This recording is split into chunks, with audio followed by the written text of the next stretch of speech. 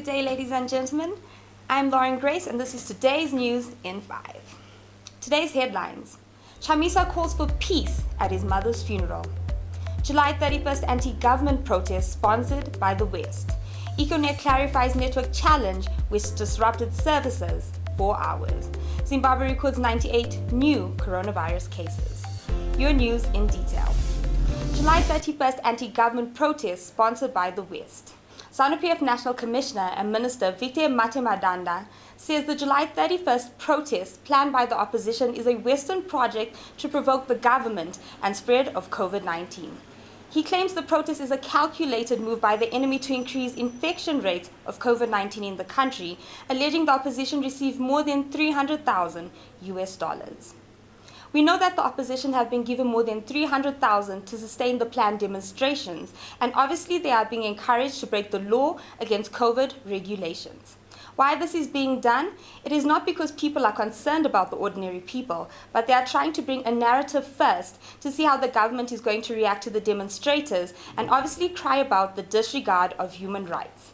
Zimbabweans should know that those who are funding these demonstrations are worried about why COVID has not killed people in Zimbabwe.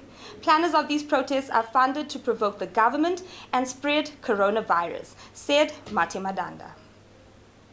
Econet clarifies network challenges which disrupt services 4 hours. Econet Wireless, Zimbabwe's biggest mobile network, suffers a network blackout yesterday which left millions of Zimbabweans unable to call or go onto the internet. The blackout sparked fears that it could have been an order by the government ahead of anti-government protests on July 31st following the January internet shutdown during demonstrations. Econet, however, blamed the blackout lasting over 5 hours on an internal technical fault.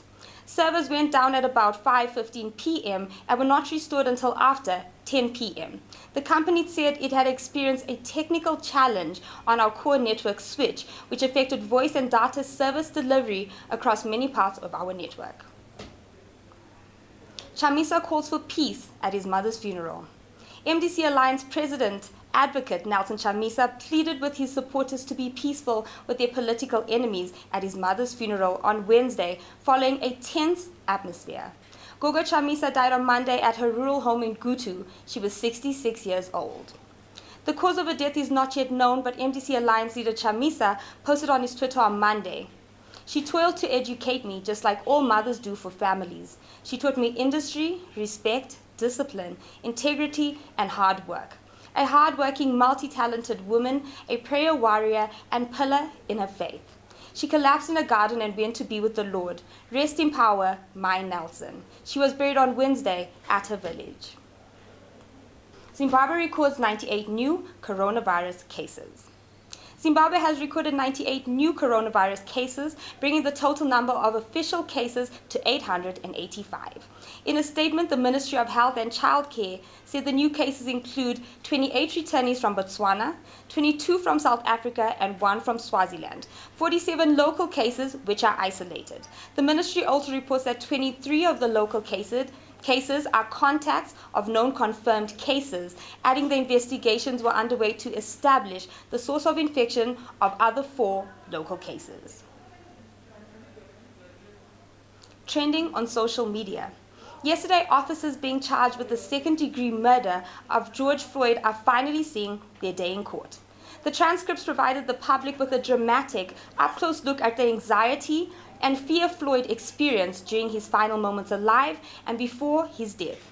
This caused a worldwide movement against police brutality and systematic racism. A friend of Floyd who was on the scene said he had been shot by police before, which gave him severe anxiety.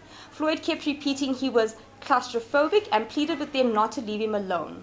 The transcripts came from body cam footage of the officers, which highlighted the fact that Floyd pleaded with officers about not being able to breathe.